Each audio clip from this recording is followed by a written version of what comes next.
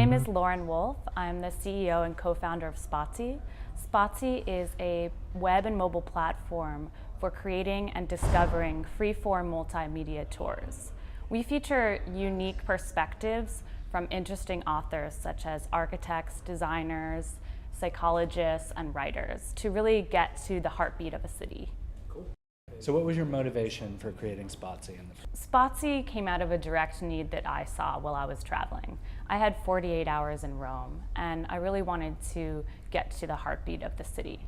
Luckily, I had a friend of a friend who was an archaeologist who worked on the Colosseum digs, and she had fabulous stories about unearthing marbles and all these quirky little tidbits that I wouldn't have gotten had I brought along with me a heavy tour guide book or gone on a big tour with a number of other people.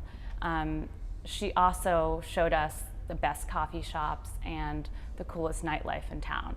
And after that, me and my friend thought, why isn't there a website or a mobile app for these people to share their stories and for travelers to gain insight from them?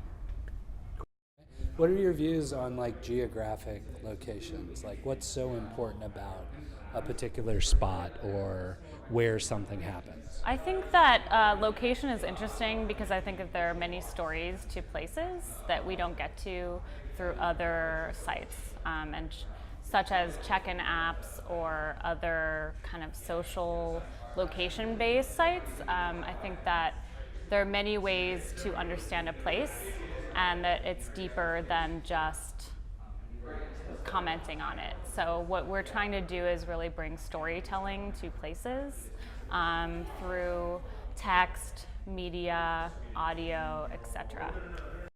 There are two ways that a spot has value. So there's me as the person who knows something about the spot, and there's somebody consuming the content that I'm providing about that spot. So maybe talk about the two different groups who gain value from your platform.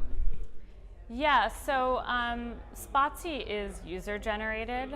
So one of the great things that some of our users have already found is that, maybe you're an expert in, you grew up in London. So everybody asks you what to do in London. So you have this list that you're regurgitating over and over through email. And now all you have to do is go to Spotsi and just say, hey, these are the great things you need to see when you come here. And these are the stories about these places. It's easy to share with your social graph as well. So, and as a person who travels and is often landing in a place with not a lot of time to figure out what to do, that's great. I can see that my friend, who I'm friends with on Facebook, I know that she grew up in London, so then I can go there and see she has picked out all these places. I don't have to email her, check up on anything, and immediately I understand a little bit more about the place and maybe know more about what to do there. How did you find your team originally? So our team came about, me and one of my business partners, Sam Gosling, we had met up in Rome for a 48-hour trip. So we actually kind of came up with the idea because we stumbled upon the problem together. And then he had previously worked with our other partner, CTO and co-founder, Anthony Carroll, on a project at Sykester. So we had all worked together in other aspects before. What advice would you have for somebody who has an idea, has a passion, thinks there's the potential for a product or company there? How did you make that leap? Sure. I think going from an idea to building a product it is taking that leap. It's like having the belief that you have the same problems that other people do, which is often the case, and just obviously believing in enough to go out and do it and finding the right people to help you with that. What's it like being an entrepreneur in Portland? What's been your experience here so far? Portland has been a really awesome community. It's very supportive.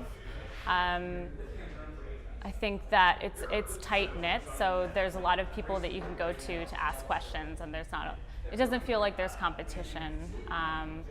And there's a nice balance of life here as well. I lived in New York City, so I feel like you're constantly kind of in the throes of the world, versus here, like, you can actually look over and, like, you can see the trees and you can understand that you're in a place, and even though you're in the midst of doing a million things, there's still a balance there.